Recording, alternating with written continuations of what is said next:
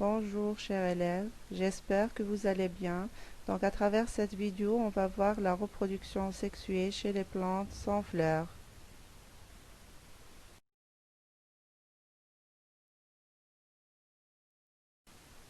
Plus exactement, on va voir la reproduction sexuée chez les algues et l'exemple qu'on va prendre est une algue verte appelée la spirogyre. Donc la spirogyre est une algue verte des eaux douces. Elle se présente sous la forme de filaments mâles et femelles non ramifiés, comme ce que vous voyez en face de vous, dont chacun est pluricellulaire, c'est-à-dire il est constitué d'un enchaînement linéaire de plusieurs cellules.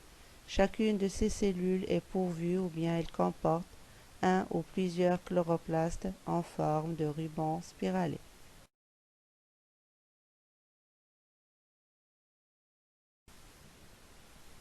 Alors là, on va voir les étapes de la fécondation chez la spirogyre.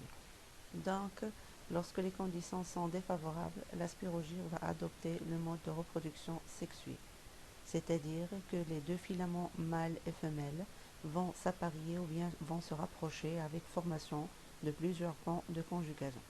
Alors là, comme vous voyez sur la vidéo, on a un seul pan et à travers ce pan, vous aurez le passage du contenu cytoplasmique et nucléaire de la cellule du filament mâle pour aller fusionner avec le contenu nucléaire et cytoplasmique de la cellule femelle du filament femelle.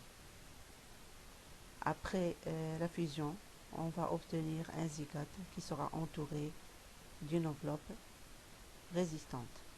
Alors comme vous pouvez le voir, on n'a pas un seul zygote qui va se former, mais on aura plusieurs zygotes. Donc chacun de ces zygotes-là, il va être libéré au fond de l'eau.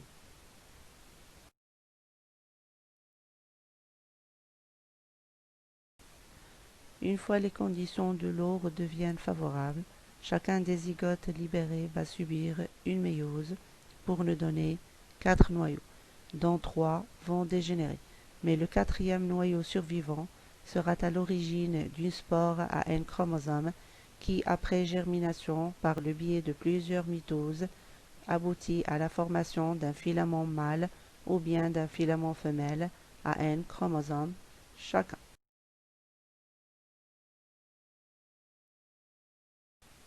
Alors là, on va essayer de schématiser le cycle chromosomique chez la spirogyre à partir de son cycle de développement. Mais avant de le faire, on doit d'abord décrire son cycle de développement. Donc, après la fécondation, on obtient des zygotes qui vont être libérés au fond de l'eau. Donc, une fois les conditions sont favorables, chacun des zygotes va subir une méiose pour nous donner 4 noyaux, dont 3 vont dégénérer. Mais le quatrième noyau survivant va être à l'origine d'une spore à N chromosomes qui, par le biais de plusieurs mitoses, va germer pour nous donner soit un filament mâle, soit un filament femelle.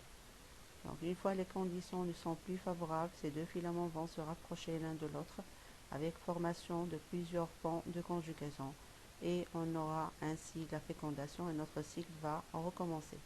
Donc, vous devez savoir une chose, c'est que le contenu de la cellule du filament mâle est considéré comme gamète mâle et le contenu de la cellule du filament femelle est considéré comme gamète femelle. Donc maintenant, on va essayer de caractériser ce cycle, c'est-à-dire on va chercher les générations qui le caractérisent. Donc si nous prenons la spirogyre, c'est-à-dire l'algue verte, comme on l'avait dit, elle provient de la germination d'une spore et elle est capable de produire des gamètes. Donc elle sera qualifiée de gamétophyte. Puisqu'on avait deux filaments mâles et femelles, automatiquement on va avoir deux gamétophytes.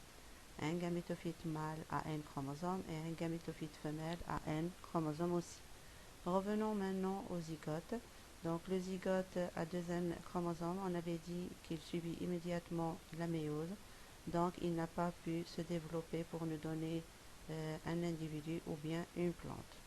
Donc, revenons aux phases, c'est-à-dire les phases qui caractérisent ce cycle. Donc, si nous partons depuis la spore jusqu'à ce qu'il y ait la fécondation, alors toute cette phase est caractérisée soit par des cellules à N chromosomes, soit par des individus à N chromosomes.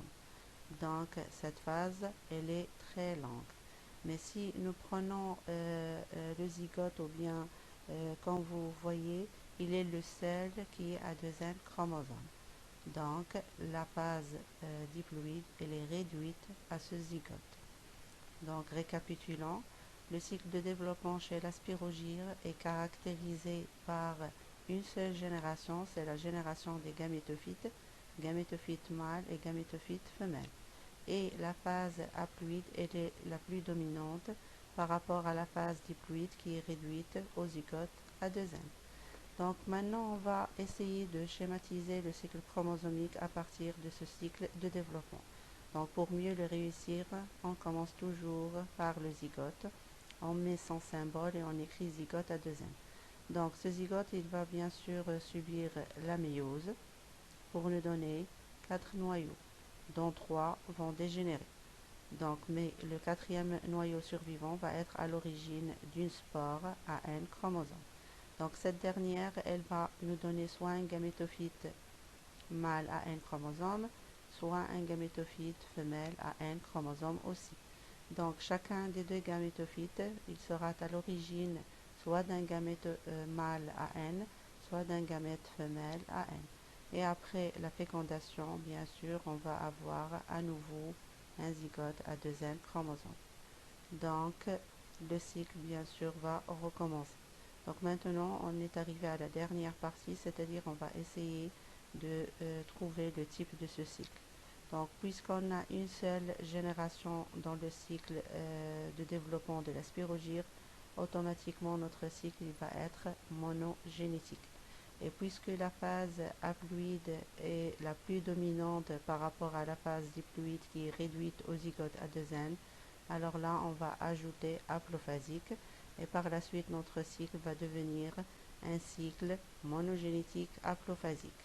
Donc j'espère bien que vous avez pu comprendre les étapes du déroulement de la reproduction sexuée chez la spirogyre.